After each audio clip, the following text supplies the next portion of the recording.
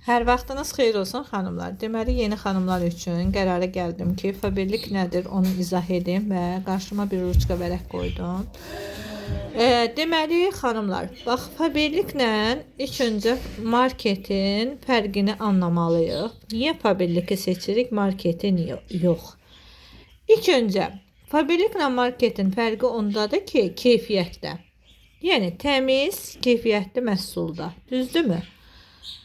Marketin harda necə gəldiyindən bilmirik. Xəbərimiz yoxdur. Mənşəyi harda istehsal olunur, necə istehsal olunur, düzdürmü? Sonra endirim əldə etməyimizdən. Marketdə bir dənə ƏDV olur, vəssalam, ƏDV. O da ki, 50 manata nə qədər verəcək uzağı bizə? Versin deyək ki, 50 qəpik.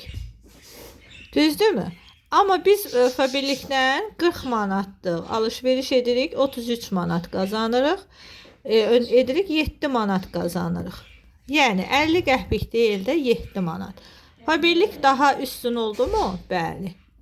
Sonra marketlə fabirlikin fərqi odur ki, marketdən alış-veriş etdikdə biz maaş qazana bilmirik.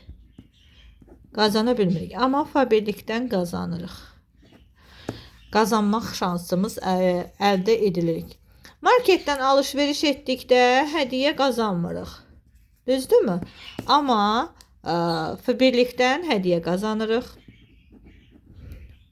Bu da bir quş. Əslində çoxdur. Keyfiyyət deyəndə bir şey nəzərdə tutulmur. Yəni keyfiyyətdə əsasən də sağlamlıq nəzərdə tutur.